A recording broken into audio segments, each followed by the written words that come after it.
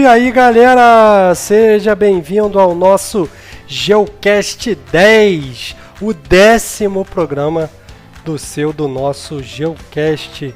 Agradeço a todos os ouvintes que participaram dessa caminhada até o programa 10. Você que está chegando pela primeira vez, seja muito bem-vinda, seja muito bem-vindo. Conheça nossos programas anteriores, temos aí vários assuntos interessantes de história, de política. E hoje um programa muito especial. Hoje nós vamos falar sobre a importância da arte no combate às desigualdades sociais. E eu digo especial porque os dois convidados do programa de hoje, eles são convidados muito importantes, muito experientes nesse campo. Nós temos aqui, Arci Dourado. Arci Dourado, ele é graduado em Educação Artística pelo BNET e pós-graduado em Docência Superior pelo Liceu de Artes e Ofícios do Rio. Ele tem também uma extensão em Computação Gráfica na PUC. Ele é artista plástico, designer, cantor, compositor e também professor de artes aí com décadas de experiência. O nosso segundo convidado, Nilson Tassi. Nilson Tassi tem graduação em Letras pela UCP, pós-graduação em Administração Escolar pela FAI Business School. Tem proeficiência em inglês pela University of Michigan. Ele tem curso de teatro também desde a década de 80, de 1988. Fez vários cursos aí com Juliana Carneiro, Rubens Correia, Rose Gonçalves, Kaique Botquei, Silvia Ortoff. Tem 36 anos aí de atuação em teatros, sendo 34 desses 36 com um grupo pessoal aí, e já participou em mais de 40 montagens teatrais. Tem também 18 anos de atuação com teatro na área de educação, em escolas públicas e privadas, mais ou menos cerca de 15 trabalhos estudantis como diretor. Então é um time de peso. Ambos vão saber nos falar muito sobre o campo da arte e o campo da educação. Eu sou o Rômulo Weckmiller, sou formado em Geografia pela Universidade Federal Fluminense, graduação, mestrado, doutorado. O programa está dividido em 2 blocos. Além da entrevista em si, nós temos no final as considerações finais e algumas dicas culturais sobre o tema proposto. A equipe está escalada, siga o Geocast aí nas redes sociais, no Spotify, no Apple Podcasts ou Google Podcasts, onde quer que você ouça, e vamos à nossa entrevista.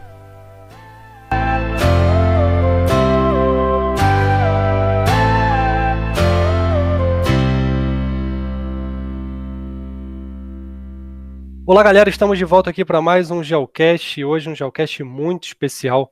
Estou aqui com 2 professores, e além de 2 professores, também são 2 artistas aí da música, do teatro.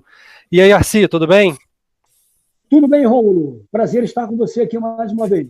É isso aí, tamo junto. Grande Nilson, tudo bem? Fala, Rômulo, tudo bem, cara? Prazer estar aqui com vocês. É isso aí, vamos nessa.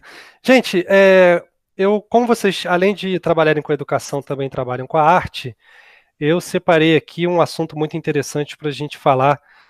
Qual o poder dessas 2 ferramentas aí, da educação e da arte, no combate às desigualdades. Mas antes, eu queria passar um número de desigualdade aqui para vocês. Tem um índice que mede a desigualdade, né, entre aqueles que têm mais condições e os que têm menos condições dentro de um país, e esse índice a gente chama de índice de Gini. Né? Gini é o nome do pesquisador aí que descobriu esse índice. Ele varia de 0 a 1, e quanto mais próximo de 1, melhor. E o Brasil teve um pico de índice de Gini na década de 90, lá no início da redemocratização. Né? Chegamos aí a 0,61 de índice de Gini, né? Que na época era um índice muito alto. Começamos a ter uma decadência desse índice, ou seja, uma melhora da desigualdade, principalmente a partir de 2002. E esse índice, provavelmente associado aí a políticas de distribuição de renda, né, políticas assistencialistas, teve o seu pico histórico aí em 2010, seu pico positivo, né, ou seja, o mais baixo, 0,53 em 2010, de lá para cá começamos aí uma leve um leve aumento das desigualdades, até que em 2019 atingimos 0,63, ou seja, uma desigualdade maior do que a década de 90. Esses dados são todos do IBGE. E engraçado que, se você analisar o índice de Gini mundial, o Brasil está no top 10, né? Os 5 primeiros colocados são da África subsaariana e aqui na América do Sul, alguns da Ásia também, mas aqui na África do Sul a gente perde, aqui na América do Sul a gente perde somente para a Venezuela, que em 2015 ultrapassou o Brasil como sendo o país com mais desigualdades. Ou seja, não é um número para se orgulhar, estamos no top 10 de desigualdade mundial. Eu queria um panorama muito rápido para vocês, bem objetivo, de como que a arte e a educação podem ajudar a combater esses números. Vamos lá, pode começar com o Arci. Opa, então vamos lá, Rômulo. É interessante a gente ver esses números, né, ter conhecimento disso, principalmente sabendo que o Brasil é uma das maiores economias do mundo, né? Então, Sim. Paralelo a esse problema, né, que nós temos aí, nós temos também uma qualidade, né? Quer dizer, temos dinheiro, né? Na verdade, o dinheiro, as riquezas do nosso país não estão sendo bem distribuídas. Daí essa grande defasagem, né, entre pobres e ricos, né? Essa quantidade de pobres, né, e infinitamente maior do que aqueles que são ricos, né, que têm posses no nosso país. Enquanto isso existir, realmente o problema vai continuar. Né? E é engraçado que estamos no top 10 da economia e estamos no top 10 da desigualdade também. Isso é um paradoxo muito grande, né? Exatamente. Quer dizer, nesse ponto é que a gente tem que discutir. Né? Quer dizer, dinheiro não falta. Né? O que falta, então? Faltam políticas, né? Políticas que realmente estejam olhando, né, essa população pobre, carente, que precisa imediatamente, né, e agora mais do que nunca, né, com essa condição aí do coronavírus, a gente percebe que a fragilidade humana é para todos, né, não é para pobre, para rico, né, é para todos. E a gente tem que ter esse cuidado, né, porque se somos humanos e cristãos, né, nós temos que ter um olhar bem diferenciado do que está acontecendo hoje em dia. Né? Um olhar mais humano, né? Isso. Você concorda, Nilson? Sem dúvida, o problema está na distribuição de renda, você não tem a menor dúvida disso. Analisando teus dados aqui, Romulo, você passou que o índice ele começa a melhorar em 2002 e chega num pico em 2010, né? Isso, exatamente. Então, isso coincide exatamente com o momento em que o governo federal começa a criar políticas de inclusão. Várias ações afirmativas que não existiam, uma tentativa de uma melhor distribuição de renda, e nessas políticas de inclusão e ações afirmativas, a arte estava presente, já que a gente vai falar de arte. O trabalho que o Ministério da Cultura fez naquele período, com a criação de pontos de cultura, né, o ponto de cultura ele levava a arte às comunidades, levava a arte para quem ainda não estava na grande mídia, né, quem tinha um trabalho artístico organizado, ele poderia ter um ponto de cultura, ter uma verba, ele reverter essa verba para ações até gratuitas e levando a arte para o povo. Né? Não é uma coincidência, na realidade não é por acaso que isso aconteceu. Né? Foi um período em que a gente teve governos que pensavam um pouquinho mais na distribuição de renda. É lógico que nunca vai acontecer uma distribuição de renda perfeita. Sempre vão existir ricos e pobres, sempre isso vai existir. Porém, o que tem que ser trabalhado é na redução dessa desigualdade que você colocou, né? E sem dúvida a arte vai ter um papel fundamental nisso, como a gente pode comprovar que aconteceu. Né? A cultura teve um outro olhar, um outro orçamento durante esse período, e acabou, de uma certa forma, conseguindo chegar nas comunidades, chegar nas escolas. As escolas tiveram outro olhar e tiveram outras ações relacionadas a trabalhar com arte nesse período também. Né? Então, acho que faz parte de um todo. A questão não é só econômica também, né? Como a Arci falou. Há necessidade de se haver políticas para isso. E acho que nesse período havia.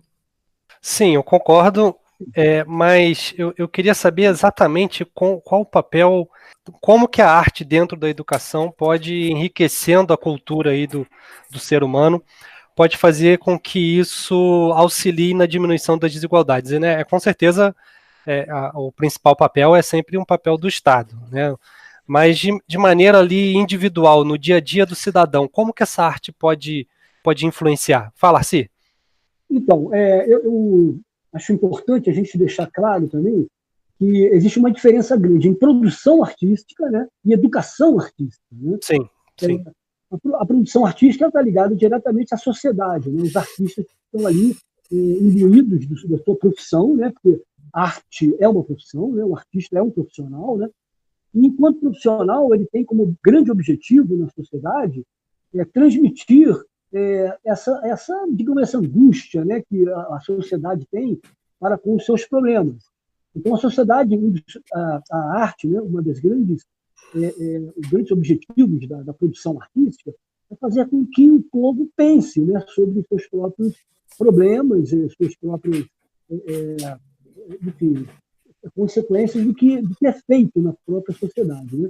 Então, a arte tem essa função fundamental. Agora, a educação artística, né, a arte na escola, ela tem como principal objetivo, né, essa formação, né, digamos assim, identitária, né, do aluno, né, enquanto cidadão, né, e como ele vê a arte, né, a importância da arte, né, da produção artística dessa sociedade, trabalhando na consciência social, moral, religiosa, ética dessa própria sociedade. Então, existem dois pontos aí. Né? Uma é a criação artística em si, né? E a outra, a educação artística, que vai fazer com que essa sociedade perceba essa produção de uma maneira positiva e realmente importante. Agora, Nilson, fazer as pessoas pensarem criticamente é importante, mas dependendo do governo pode acabar se tornando um perigo, né, para esse governo. Não, a gente viveu isso, né, vocês, eu Arci, acho que a gente viveu um pouquinho disso ainda, né, eu era criança durante a ditadura militar, principalmente nos anos de chumbo, né, que eram os anos 70, começando ali em 68, e eu não tinha essa noção, porque ainda era criança, porém eu convivi com as pessoas no início dos anos 80 que tinham saído desse momento, né, até dentro da minha própria história. E a gente sabe o quanto foi complicado, né, quantos artistas tiveram que se exilar e quantas cabeças pensantes do país foram perseguidas. Mas eu queria tocar no ponto que você falou de como a arte ela causa transformação no indivíduo, né? Bom, eu posso primeiro começar contando minha própria história, porque nasci numa família de classe média baixa, né? A gente nunca passou necessidade, mas sempre viveu com dificuldade, né? Sempre contando dinheiro ali. E a perspectiva na época que eu tinha era acabar o ensino fundamental e estudar à noite para trabalhar, para ajudar em casa. Era essa a perspectiva. Então era muita coisa assim isso não é para você, não dá.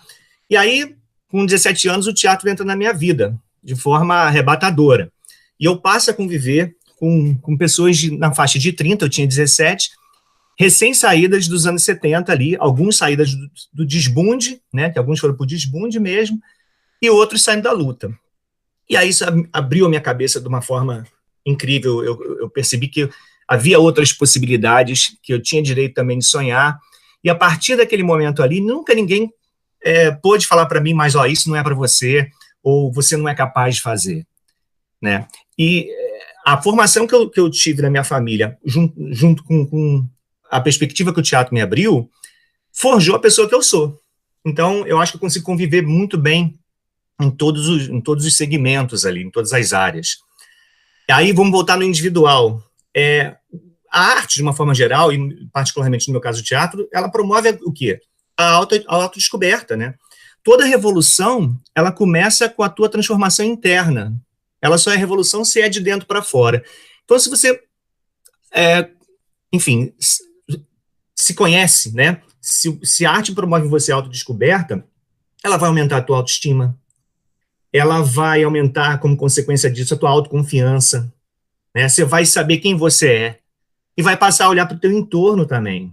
E você vai perceber que você é capaz de fazer algo, de construir algo e transformar a tua realidade. Acho que começa por aí, né? A transformação individual, que vai gerar uma transformação no seu meio e vai gerar todo um movimento que pode vir a mudar a tua condição e a mudar até o teu país.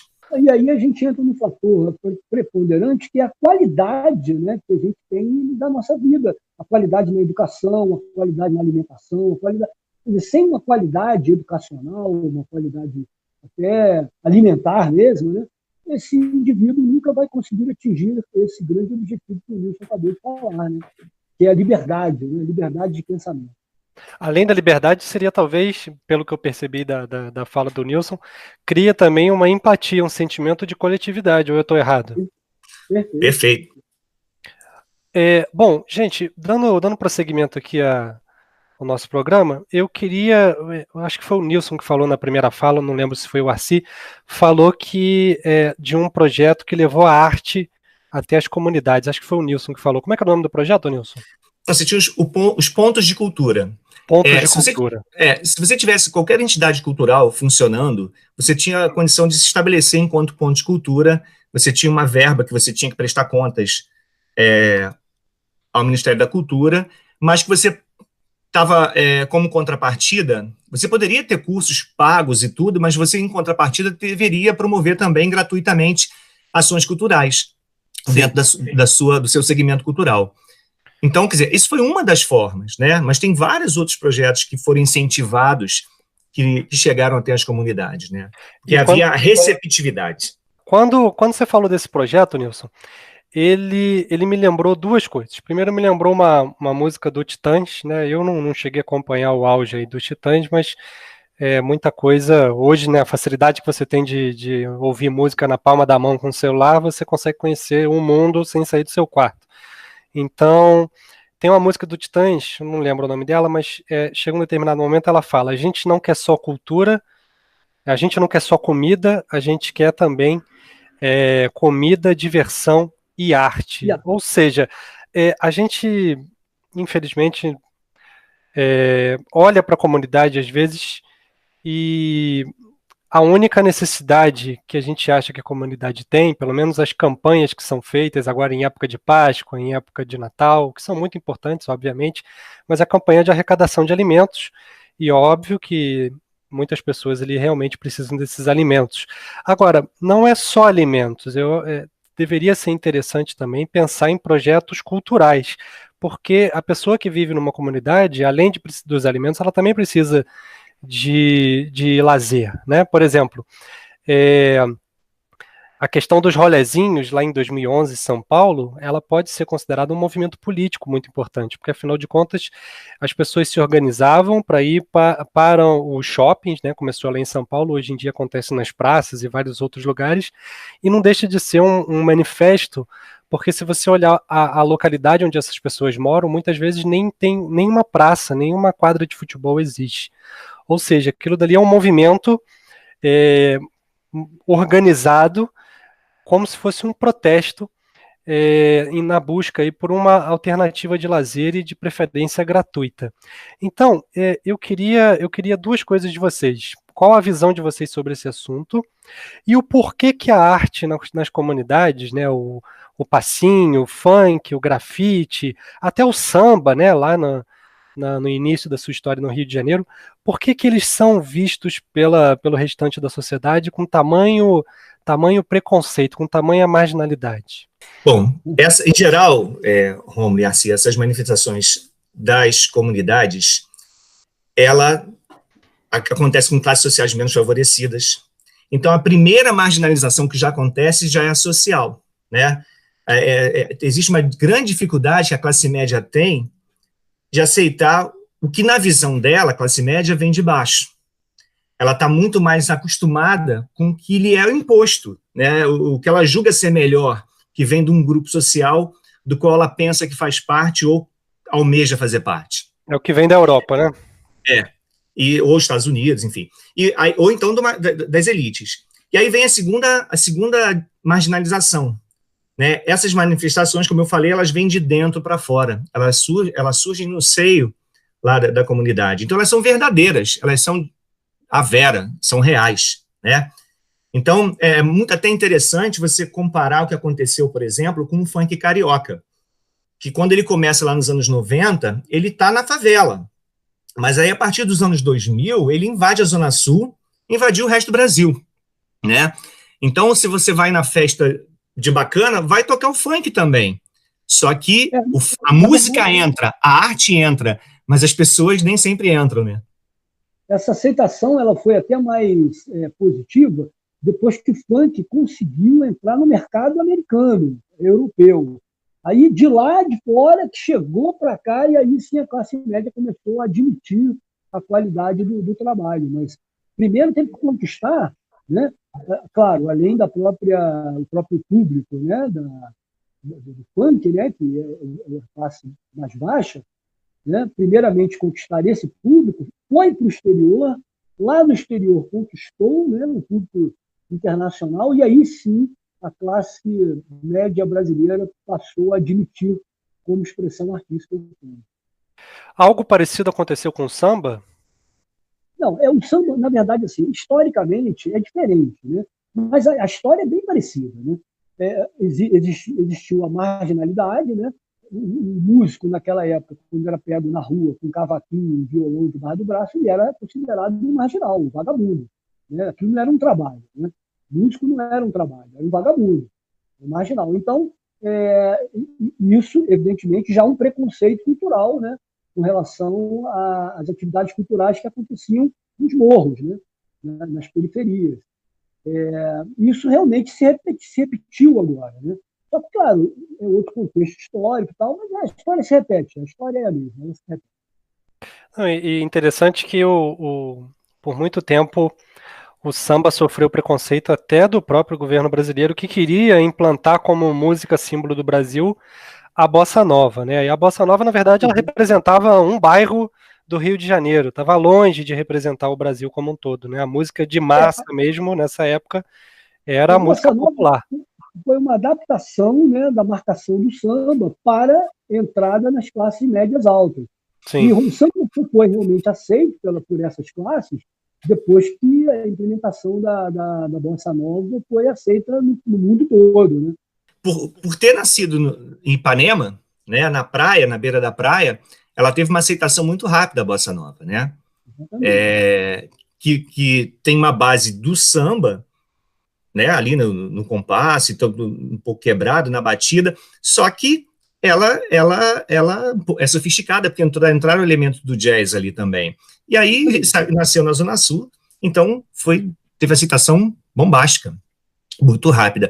E o samba já nasce marginalizado, né, porque a gente tem que voltar lá na abolição da escravatura, né, quando as comunidades negras foram ocupando os morros do Rio de Janeiro, e tanto capoeira, que já vinha bem antes lá, marginalizada, e o samba acontecia lá, naqueles locais, né? Teve a famosa casa da tia Ciata, que dizem onde o samba nasceu no Rio de Janeiro, que é onde eles se reuniam e a coisa acontecia. E acontecia exatamente isso que o Arci falou. Se você era sambista, ou era músico, ou estava com violão, você era vagabundo, você não era respeitado. A mesma coisa acontecia com os atores e atrizes, principalmente as atrizes, né, que sofriam um preconceito muito forte, eram comparadas a mulheres da vida e tudo. Então, já vem a marginalização de muito longe. Não, eu só queria dizer assim, que a arte, na verdade, né, ela em sua essência, né, ela é a criatividade humana, né? Só o ser humano é criativo. Né? Então, a arte ela só é feita pelo ser humano. Né? Então, esse diferencial é importante porque ela passa a ser, na verdade, inerente, né? Na medida em que você é um ser humano e você é criativo, né? A qualquer momento da sua vida, do seu dia a dia, você tem que usar a sua criatividade, né? Quando você foge daquele movimento cotidiano, você está criando, né? Uma nova forma de agir naquele momento. Isso é criatividade. E a criatividade ela é o fundamento da arte. Né? Então, quando a gente pensa dessa forma, a gente percebe que todos os seres humanos são artistas, né? Independente de serem bons ou não artistas, né? São artistas, né? Porque são criativos. Né? E essa criatividade é que é rotulada. Né?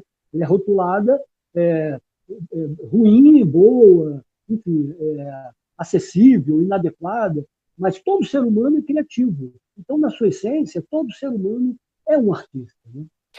E seguindo essa sua linha de raciocínio, isso explica o porquê que a arte, né, da comunidade é tão marginalizada, né? Ela, na verdade, ela segue outros padrões que não são os padrões das classes dominantes, e por isso ela é classificada como ruim ou inadequada, né? Você pega, por exemplo, um muro com uma pintura de grafite, é tão interessante e bonito quanto um quadro de arte. Perfeito, perfeito. Bom, seguindo adiante aqui no nosso programa, eu queria... Vocês já responderam isso de uma maneira bem espalhada aí pelo programa, mas agora eu queria uma resposta mais direta sobre o porquê que a arte e também porquê que as ciências humanas, né, vêm sofrendo ataques aí por vários governos espalhados pelo mundo. Olha, eu posso te adiantar o seguinte, Romulo. Na verdade, o ser humano ele é uma evolução, né? Ele vai evoluindo, né? Na sua inteligência, digamos assim, na sua compreensão, né? Das formas, né?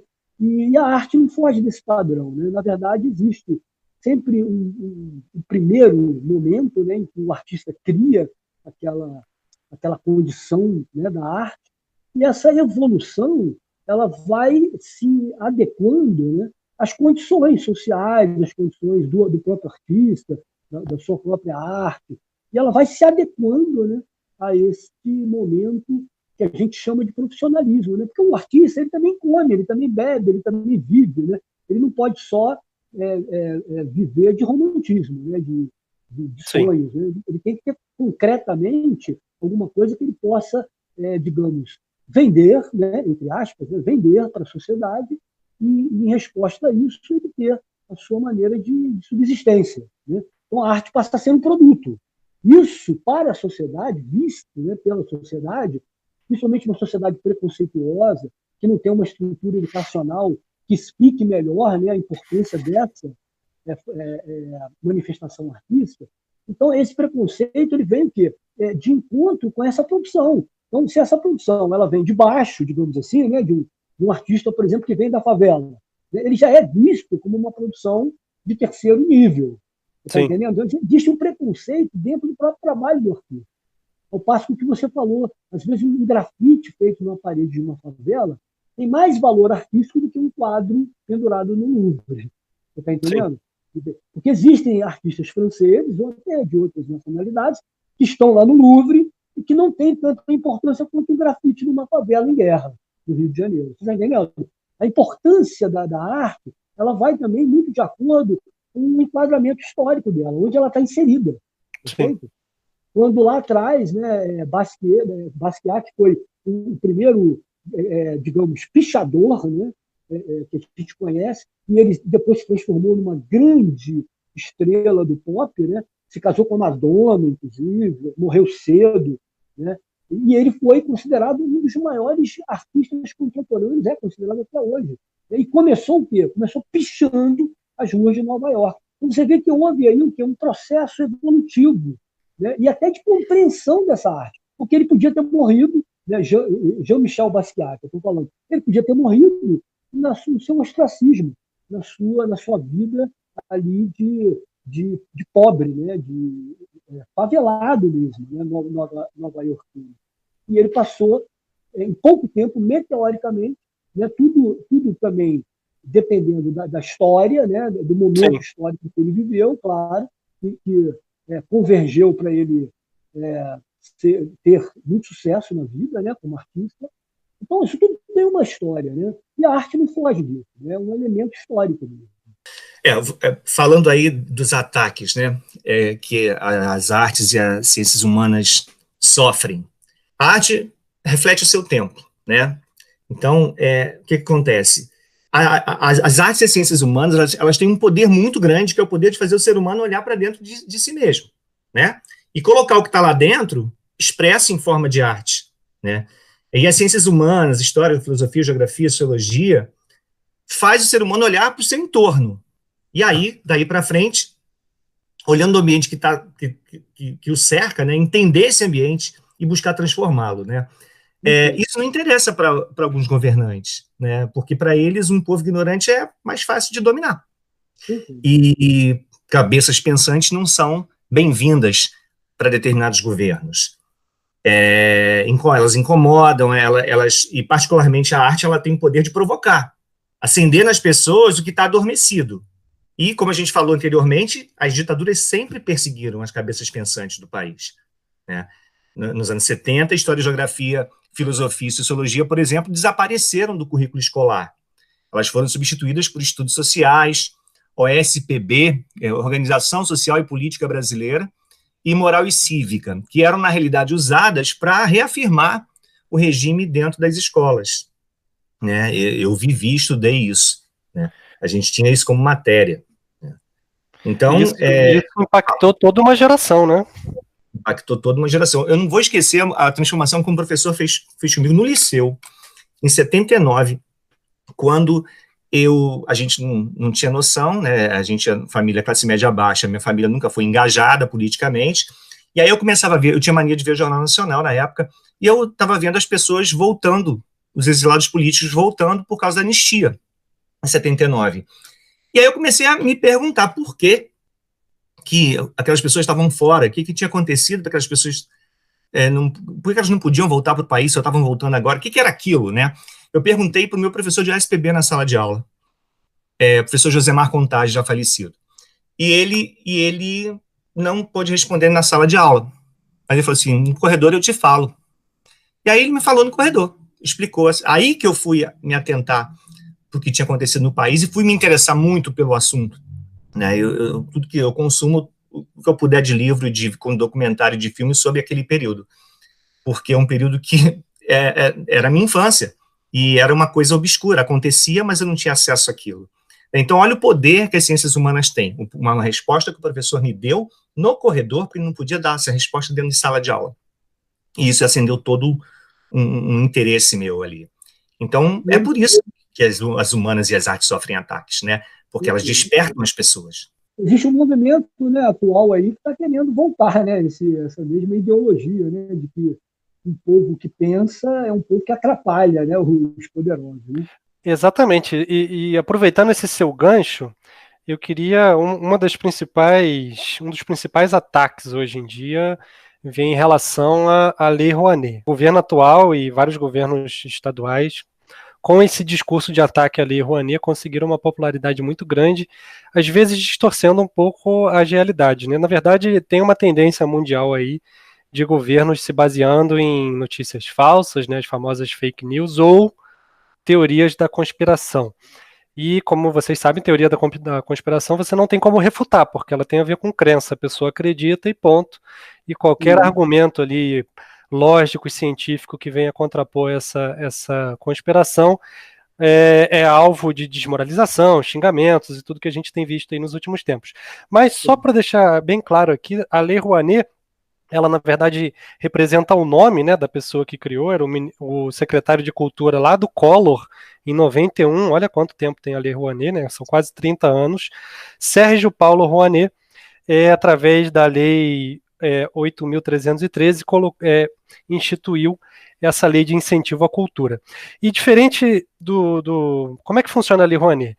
Não as pessoas que atacam a Lei Rouanet geralmente partem do pressuposto que ela só existe para as pessoas, a famosa mamata do dinheiro público, e os projetos aprovados são para defender aí as bandeiras do governo, principalmente governos de esquerda. Bom, a Lei Rouanet, só 30 segundos aqui, como é que ela funciona? Ela funciona em 6 etapas. Né? E dessas 6 etapas, primeiro você inscreve o projeto, tem uma equipe que vai analisar o seu projeto, uma equipe do Ministério da Cultura, aprovando o texto, vem para a parte de relevância do projeto, ou seja, são várias etapas, e o dinheiro ele só vai rolar, ele só vai aparecer lá na penúltima etapa dessa burocracia toda. E esse dinheiro, apesar de ser divulgado como dinheiro público, ele, na verdade, vem de empresas, né? As empresas recebem incentivo de renúncia fiscal, ou seja, você não precisa pagar certa quantidade de impostos se você quiser investir esse dinheiro na cultura. E aí tem o debate, né? É dinheiro público? Apesar de vir de uma empresa, ele iria para o bolso do governo, então é um dinheiro que o governo está deixando de arrecadar. Eu não vou entrar nesse mérito se o dinheiro é público ou não, mas no final das contas tem um artigo aqui da lei que eu acabei de consultar, que é muito interessante. Quem decide qual projeto vai ser investido é a empresa. Então, na verdade, os projetos que são aprovados pela Lei Rouanet, que acontecem graças a esses recursos, têm o aval da empresa que está ali com aquela renúncia fiscal, né, que está cedendo aquele dinheiro. Ou seja, não tem tanto a ver com o governo assim. Né, e ele não começou no governo de esquerda, começou no governo de direita, lá no Collor, em 91. Ou seja, e aí vem dois debates. Primeiro, por que é interessante atacar a Lei Rouanet? Qual o propósito disso? E segundo, e aí já é um aspecto que eu considero negativo da Lei Rouanet, né? Como a decisão de investir nos projetos vem das empresas, o Arci já tinha adiantado esse assunto, acabou que virou um produto, virou um comércio. Por quê?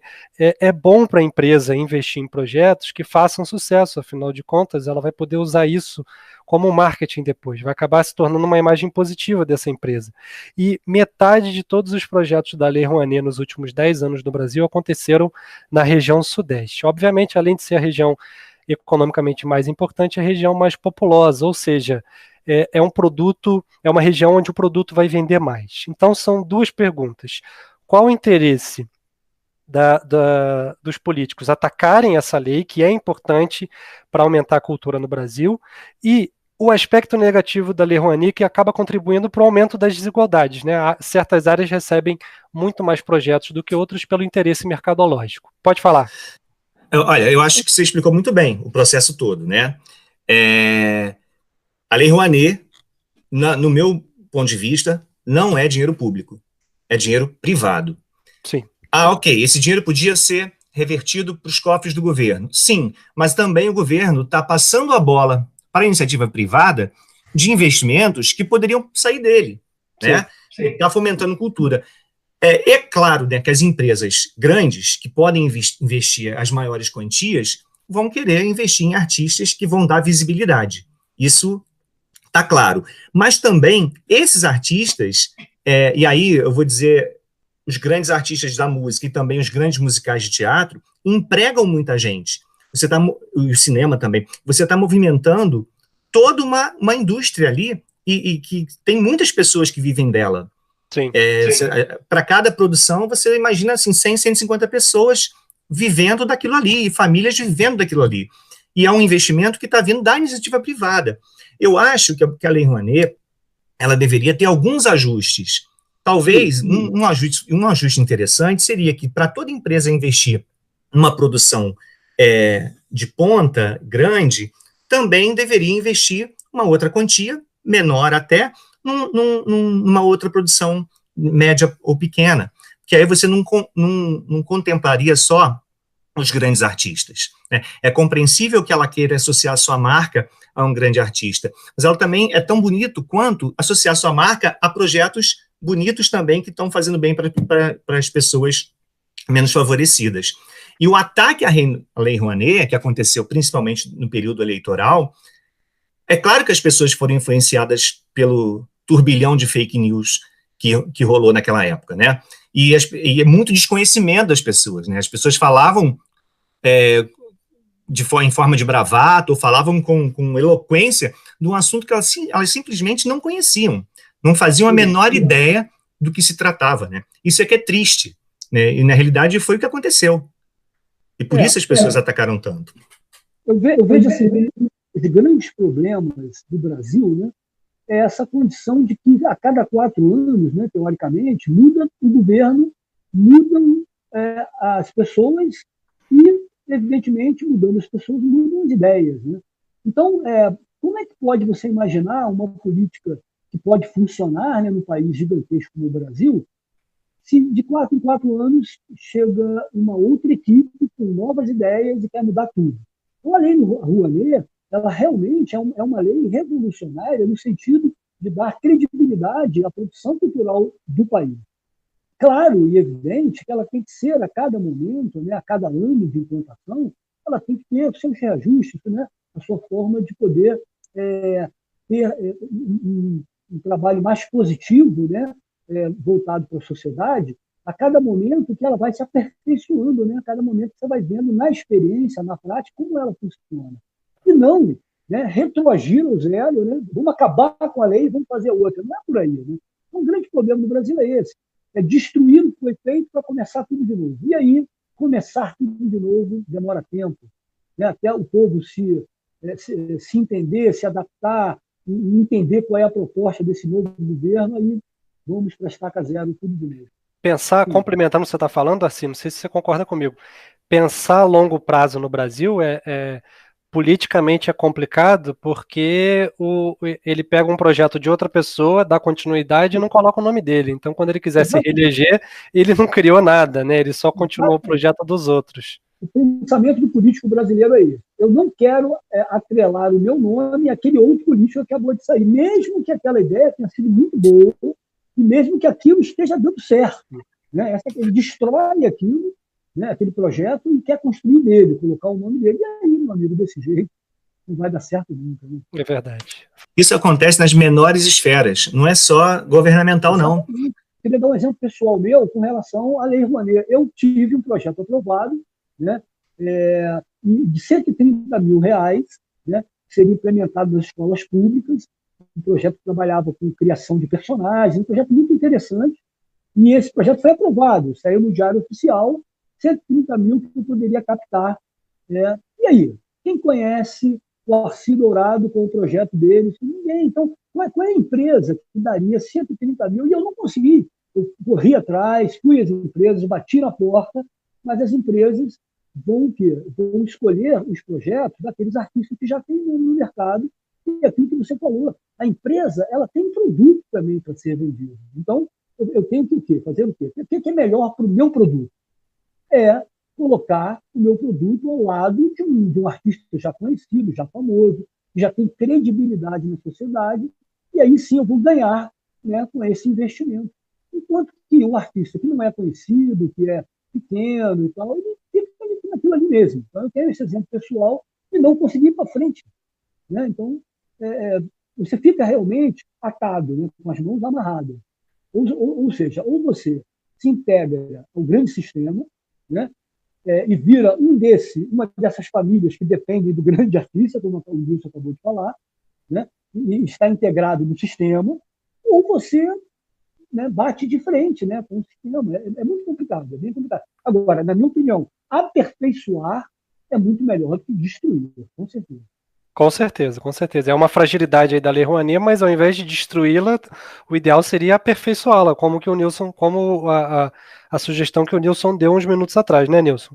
O exemplo que o Arci deu é exatamente o que eu estava falando antes, né? Imagina que a empresa fosse financiar um artista plástico de nome e ela tivesse que, em contrapartida, também financiar um artista não tão conhecido assim, num valor menor, né? Isso, acho que se você atrelar uma coisa à outra, eu acho que você vai estar trabalhando nas duas pontas. E aí você cria realmente um movimento cultural no país. O problema que eu estava dizendo também é que não acontece só na esfera governamental, né? Nas pequenas esferas que estão mais próximas ao que a gente vive, também acontece. Né? Projetos que foram feitos por outras pessoas, mudou o comando, então esses projetos vão ficar esquecidos ou vão ser modificados porque não foi feito pelo anterior. Isso é uma questão, não sei, até de educação, talvez, do povo. Né? Mas de querer colocar a sua assinatura em cada projeto, né? Exatamente, exatamente. Não reconhecer o que foi feito, isso é muito, muito ruim. É importante que as pessoas saibam reconhecer o que foi feito de bom, né, e dar continuidade, né? Se cada político agisse dessa forma, a gente estava numa situação um pouco melhor, não tem dúvida disso. Não, com certeza, até para investir em educação, por que o investimento na educação é tão complicado? Porque se a gente investir agora em 2020, os frutos vão começar a aparecer em 2050. Né? A gente fala da China hoje em dia, mas a China, na década de 70, não tinha índices educacionais muito piores que o do Brasil. E lá eles começaram a investir em educação. Né? A Coreia do Sul também. E só foi dar resultado agora nos anos 2000, 30, 40 anos depois. Até a Noruega, né? A Noruega começou praticamente nos anos 50 ali a fazer uma revolução na educação deles. Né? E chegou onde chegou. Ou seja, você precisa de um projeto a longo prazo. O político que entrar 4 anos depois, ele tem que ter essa consciência. Se ao longo de 40 anos um grupo político não tiver essa consciência e quebrar o projeto, já era, tem que começar do zero. É isso. Qualquer coisa que se faça em educação só vai dar resultado em, no mínimo, 2 ou 3 anos. No mínimo, né, se você começar hoje. Exatamente. Bom, gente, estamos chegando aí já ao final do nosso episódio, mas eu queria deixar uma última pergunta para vocês. Além da última pergunta, queria também parabenizar os dois, porque afinal de contas, vocês fazem parte de uma banda chamada The Teachers A Go-Go, certo, Arci? Certíssimo.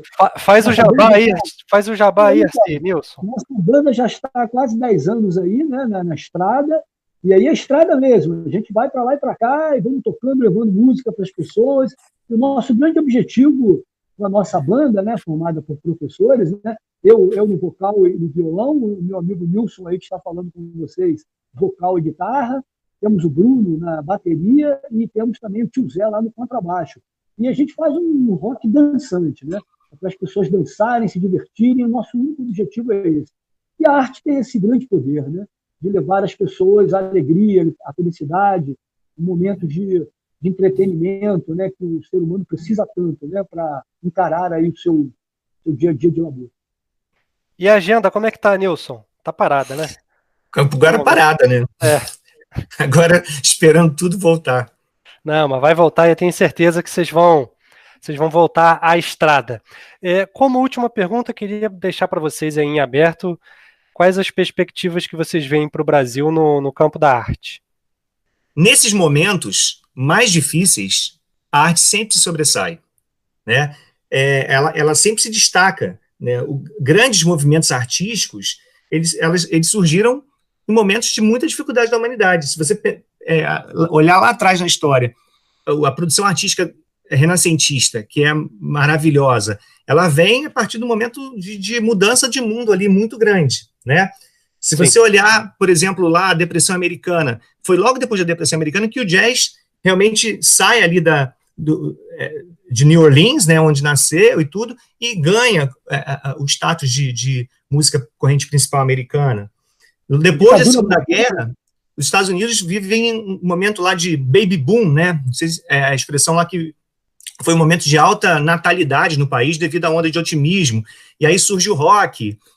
A própria produção brasileira dos anos 60, que foi uma década tão difícil para a gente, também ela é maravilhosa. Então, nesses momentos de dificuldade no mundo, a arte sempre vai sobressair, porque ela é o alimento da tua alma. É ela que te mantém vivo, ela que te traz o sonho. Se a arte é vida, a vida é sonho. E sem sonhar, você morre. Então, a arte traz exatamente a perspectiva do sonho, de que algo é possível de ser feito. Então, são nesses momentos que a arte se sobressai e nesses momentos que ela é absolutamente fundamental. Mantém a nossa sanidade mental, mantém a nossa saúde. Perfeito. Perfeito. Eu vejo, inclusive, equilíbrio, né? A palavra é essa, equilíbrio. No momento que você está enclausurado dentro de casa, né? Enfim, 2 meses preso, né? Dentro de casa, você vai se refugiar onde? Nos braços da arte. Não tem outra maneira, né? Você pode falar o que você quiser, mas eu tenho certeza que aí, na sua casa, preso, você está usufruindo da arte como fator principal do seu equilíbrio emocional, né? E aí, aí entra o livro, a música, o cinema, as artes plásticas, né? O teatro, enfim, tudo que envolve a manifestação artística, né, do ser humano, vai trazer esse equilíbrio, né, a esse indivíduo para que ele possa encarar melhor, né, os grandes problemas que a sociedade está atravessando hoje. Fala aí, Nilson.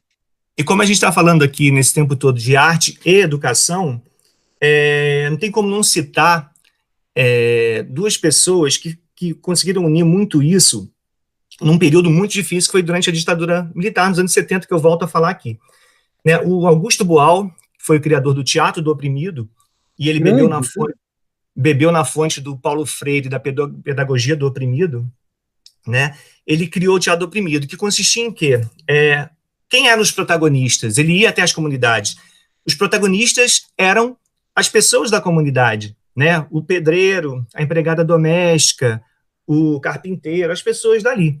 Então, as pessoas levavam as temáticas para eles, os problemas, aonde elas se sentiam oprimidas. Essa situação de opressão ela era encenada.